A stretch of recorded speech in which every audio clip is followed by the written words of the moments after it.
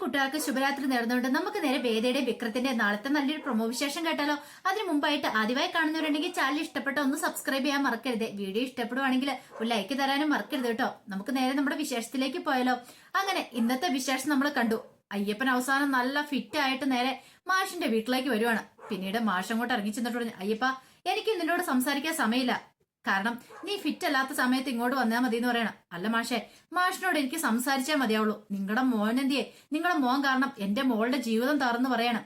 നീ എന്തൊക്കെ അയ്യപ്പ പറയണെന്ന് ചോദിക്കാം. സത്യം മാഷെ പറയണേ, എന്റെ മോൾക്ക് നല്ലൊരു കല്യാണാലോചന ഞാൻ കൊണ്ടുവന്നാ. ദേ അവനുണ്ടല്ലോ, നിങ്ങളുടെ ഇളയ മകനെ വിക്രം, അവനത് നശിപ്പിച്ച് കളഞ്ഞെന്ന് പറയണം. അവൻ അവളെ ഇഷ്ടമാണെന്ന് പോലും.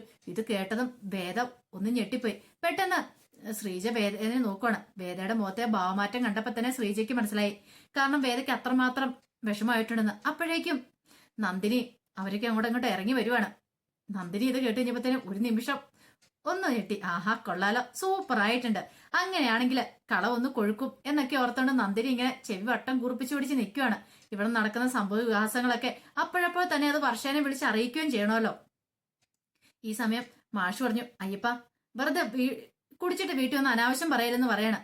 അനാവശ്യം പറഞ്ഞല്ല, ഉള്ള കാര്യം ഞാൻ പറഞ്ഞ. എന്താ ഞാൻ പറഞ്ഞ് വിശ്വാസം വരുന്നില്ലേ? ഒന്നൊരു കാര്യം ചെയ്യ, മാഷിന്റെ മോനെയും കൂടെ വിളിക്കുക. അവനെന്താ അകത്ത് കയറി ഒളിച്ചു കയറി ഇരിക്കുവാണോന്ന് ചോദിക്കാം. ഇത് കേട്ടതും മാഷ് പറഞ്ഞു, ശ്രീജ നീ പോയി അവനെയും കൂടെ വിളിച്ചോണ്ട് വരാൻ പറയണം. പിന്നീട് ശ്രീജ എന്ന് വിക്രത്തിനെ വിളിക്കുകയാണ്.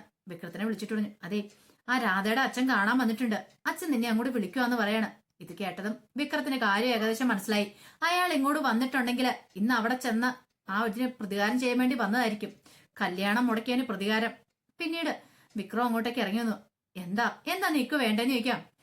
എന്റെ മോളുടെ കല്യാണം മുടങ്ങിയിട്ട് ഒന്നും അറിയത്തില്ലാത്ത മട്ടി നീ കേറി ഇരിക്കുവല്ലേടാ, സുഖിച്ചു കയറി കിടക്കുക.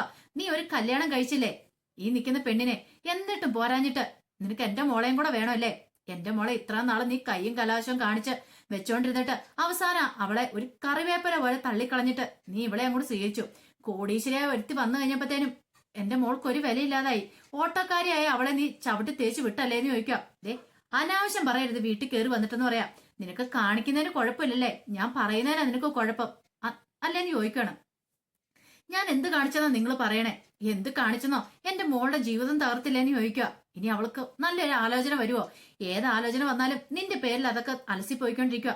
ഇതിനു മുമ്പ് എന്റെ ഭാര്യ അവൾക്ക് വേണ്ടി ഒരു ആലോചന കൊണ്ടുവന്നു, അതും പോയി. ഇപ്പോഴാണ്ട് ഈ ആലോചന ഉഴപ്പിപ്പോയി. ഒരച്ഛനാടാ ഞാന്, അച്ഛന്റെ വേദന നിനക്ക് പറഞ്ഞാൽ മനസ്സിലാവില്ലെന്ന് പറയാ. ഓഹോ അങ്ങനെയാണോ? അച്ഛനാണോ നിങ്ങള്? എന്നിട്ടാണോ നിങ്ങൾ ആ ബോബിയുടെ ഗുണ്ടേനെ ഒരുത്തനെ പിടിച്ച് കൊടുക്കാൻ നോക്കിയത്?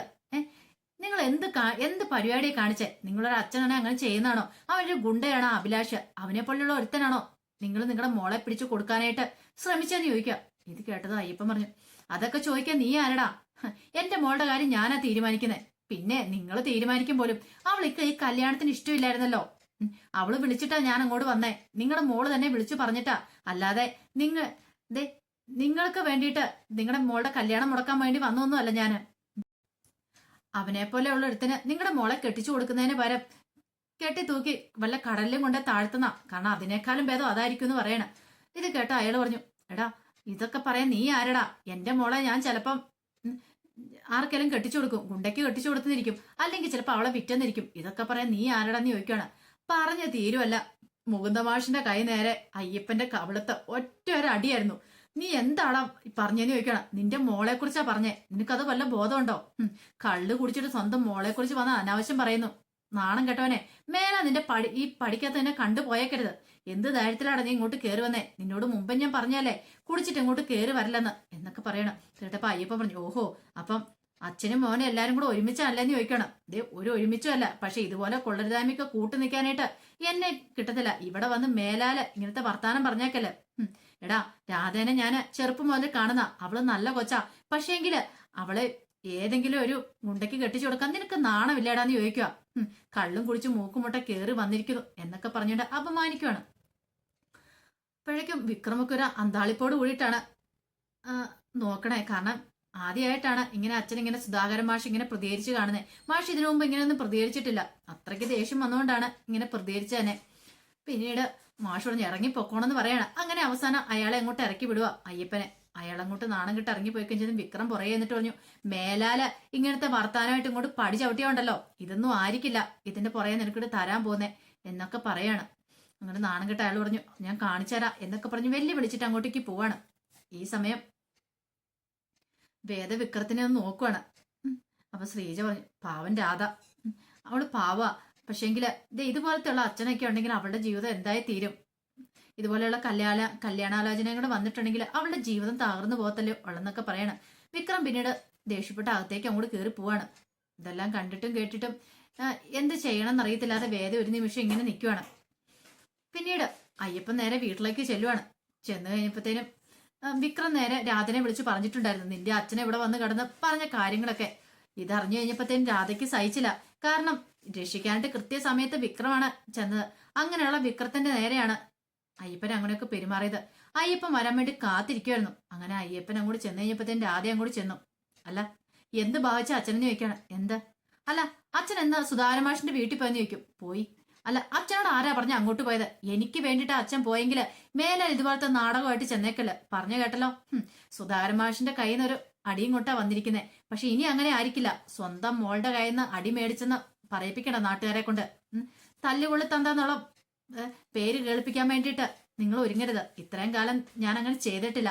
പക്ഷെ ഇനി എനിക്ക് അങ്ങനെ ചെയ്യേണ്ടി വരുമെന്ന് പറയണം. ഇനി ഒരിക്കലും അങ്ങനെ ചെയ്തിട്ടുണ്ടെങ്കിൽ നിങ്ങളെയും വെറുതെ വിടില്ല എന്നൊക്കെ പറയണം. ഈ സമയം രാധന അമ്മ എന്നിട്ട് പറഞ്ഞു, നിനക്ക് നാണമുണ്ടോ? നിങ്ങളൊരു മനുഷ്യനാണോ? നിങ്ങൾ ഒരച്ഛനാണെന്ന് ചോദിക്കാം. അച്ഛനായിരുന്നു നിങ്ങൾ ഒരിക്കലും ഇങ്ങനെ ചെയ്യില്ലായിരുന്നു. മോളുടെ നല്ല ഭാവിയെ കരുതി ഞാൻ അവൾക്ക് വേണ്ടി ജീവിക്കുമ്പോ നിങ്ങളോ കള്ളു കുടിച്ച് കണ്ട ഗുണ്ടയ്ക്ക് വേണ്ടിയിട്ട് മോളെ കെട്ടിച്ചു കൊടുക്കാണ്ട് നടക്കുന്നു. കൃത്യസമയത്ത് ആ വിക്രം എത്തിയില്ലായിരുന്നെങ്കിൽ എന്തായിരുന്നു സംഭവിക്കുന്നത്? മോളുടെ ജീവിതം തകർന്നു പോവില്ലായിരുന്നോ? എന്നിട്ട് അതും പോരാഞ്ഞിട്ട് അവനെ വെല്ലുവിളിക്കാണ്ട് ചെന്നിരിക്കുന്നു. മേലെ നീ ആ വീട്ടിൽ ചെന്നാലും അനാവശ്യം പറഞ്ഞെന്ന് അച്ഛനാന്ന് ഞാൻ നോക്കില്ല എന്നും പറഞ്ഞുകൊണ്ട് ദേഷ്യപ്പെട്ട് അങ്ങോട്ട് ചെല്ലുമ്പത്തേനും രാധ അങ്ങ് ചെല്ലുമ്പത്തേനും മാലതി പിടിച്ചു മാറ്റുകയാണ്. വേണ്ട മോളെ എന്നും പറഞ്ഞുകൊണ്ട് അങ്ങോട്ട് പിടിച്ചു മാറ്റുക. അയ്യപ്പൻ ഇതിൽ പരൊരു അടി കിട്ടാനില്ല. അയ്യപ്പൻ ഒരിക്കലും പ്രതീക്ഷിച്ചില്ല. കുറച്ച് കള്ളു മോന്താൻ കിട്ടി കഴിയുമ്പത്തേനും സ്വന്തം മോളെ പോലും ഏത് കുണ്ടയ്ക്കും കെട്ടിച്ചു കൊടുക്കാന്നൊരു ചിന്തയായിരുന്നു അയ്യപ്പന്റെ മനസ്സിലുണ്ടായിരുന്നേ. പിന്നീട് അയ്യപ്പൻ അങ്ങോട്ട് അകത്തേക്ക് കയറി പോവാണ്. ഈ സമയം രാധയ്ക്ക് ആകപ്പെടെ വിഷമായി. രാധ അമ്മേനെ കെട്ടിപ്പിടിച്ച് കരയാണ്. ആ സമയം മാലതി പറഞ്ഞു, വിഷമിക്കേണ്ട മോളെ, എന്തിനാ സങ്കടപ്പെടുന്നേ? ഒന്നും സംഭവിച്ചില്ലോ. കൃത്യസമയത്ത് തന്നെ വിക്രം വന്നില്ലേന്ന് ചോദിക്കണം. വിക്രമേട്ടൻ ഇല്ലായിരുന്നെങ്കിലോ എന്റെ അവസ്ഥ അമ്മയെന്ന് ആലോചിച്ചോന്ന് ചോദിക്കാണ്.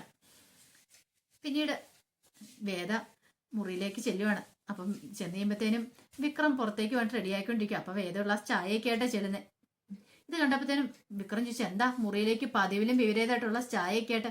അത് ഞാൻ വിക്രത്തിന് കൊണ്ടുവന്ന. ഞാൻ പറഞ്ഞോ എനിക്ക് ചായ വേണമെന്നോ? പറഞ്ഞൊന്നുമില്ല, എടുത്തപ്പോ ഒരു മര്യാദ അതുകൊണ്ട് കൊണ്ടുവന്നാന്ന് പറയണ. എനിക്കിപ്പോ വേണ്ട. എനിക്ക് തോന്നി ഇങ്ങോട്ട് സോപ്പിടിയിലേക്ക് ആയിട്ട് വന്നു കഴിഞ്ഞപ്പോ ഈ മുറി കയറി പറ്റാനുള്ള അടവല്ലേന്ന് ചോദിക്കും. പിന്നെ മുറി കയറി പറ്റാനുള്ള അടവ്? അതിന് മുറി കയറി പറ്റണ അടവിന്റെ കാര്യമൊന്നുമില്ല. ഇതെന്റെ മുറിയാ, എന്റെ ഭർത്താവിന്റെ മുറി ഞാനല്ലേ ഇരിക്കേണ്ടതെന്ന് ചോദിക്കും. ഓ അങ്ങനെയാണോ? അങ്ങനെയുള്ള ചിന്തയൊക്കെ മനസ്സിലുണ്ടായി തുടങ്ങിയിട്ടുണ്ടല്ലേ? അങ്ങനെയാണെങ്കിൽ ആ ചിന്ത അങ്ങോട്ട് മനസ്സിൽ നിന്ന് കളഞ്ഞാൽ മതിയെന്ന് പറയണം. ഈ സമയം രാധ അങ്ങോട്ട് ചെന്ന് വിക്രമിനോട് ചോദിച്ചു, അല്ല ഒരു കാര്യം ചോദിച്ചോട്ടെ, ഇനിയിപ്പോ ആ രാധയോട് വല്ല കല്യാണ ഓഫറും കൊടുത്തിട്ടുണ്ടോന്ന് ചോദിക്കും. എന്തോന്ന്? അല്ല അവളെ കെട്ടിക്കോളാന്നോ മറ്റോ? അല്ല ഇഷ്ടമാന്നൊക്കെ പറയുന്ന കേട്ടോ, അതുകൊണ്ട് ചോദിച്ചാന്ന് പറയണ. ഇത് കേട്ടോ വിക്രം പറഞ്ഞു, അങ്ങനെയുണ്ടോ നിനക്ക് എന്താന്ന് ചോദിക്കുക. ഓ അങ്ങനെയാണോ? അങ്ങനെയാണൊരു കാര്യം ചെയ്യാം, എന്റെ കഴുത്തിൽ കെട്ടിരിക്കുന്ന താലി ഉണ്ടല്ലോ, ഈ താലിയുടെ വില എന്താന്ന് ഞാൻ കാണിച്ചു തരുമെന്ന് പറയാണ്. ഇത് കേട്ടതും പെട്ടെന്ന് തന്നെ വിക്രം പറഞ്ഞു, ഓഹോ അത്രയ്ക്കാണെന്ന് ഞാൻ കാണിച്ചു തരാൻ പറയണം. ഈ സമയം വേദ പറഞ്ഞു, എന്നാ കാണിച്ചു തരാന്ന് പറഞ്ഞ് വേദ എന്ത് ചെയ്യണം, അവിടുത്തെ ഒരു കസാര പിടിച്ചിട്ടിരിക്കാൻ തുടങ്ങുവാണ്. പെട്ടെന്ന് കസാര അങ്ങോട്ട് തെന്നിപ്പോയി. വേദ നടു പിടിച്ച് താഴേക്ക് കിടക്കുവാണ്. വിക്രം അവിടെ കിടന്ന് പൊട്ടിച്ചിരിക്കുക. വേദ കട്ട കഴിപ്പോടെ നോക്കുവാണ്. വിക്രം പറഞ്ഞു, കിട്ടിയില്ലേന്ന് ചോദിക്കണം. കിടന്ന് ചിരിക്കാതെ എന്റെ കയ്യാലൊന്ന് പിടിക്കുക ത്രിവിക്രമാന്ന് പറയണ. ഇത് കേട്ടതും വിക്രം പറഞ്ഞു, നീയേ അവിടെ തന്നെ കിടന്നാ മതി വേദാളവേ, നിനക്ക് കഥ പറഞ്ഞിരിക്കുന്നു പറയണ. അങ്ങനെ അവർ രണ്ടുപേരും കൂടെ ടോമാഞ്ചേരി കോമ്പറ്റീഷനൊക്കെ നടത്തുകയാണ്. അപ്പൊ അതിന്റെ വിശേഷങ്ങളൊക്കെ നമ്മൾ നാളെ കാണാൻ പോകുന്നത്. ആ വിശേഷങ്ങളൊക്കെ നമുക്ക് എല്ലാവർക്കും കാത്തിരിക്കാട്ടോ. ഒരിക്കൽ കൂടി എല്ലാവർക്കും നല്ലൊരു രാത്രി ആശംസിച്ചോണ്ട് നിർത്തുന്നു.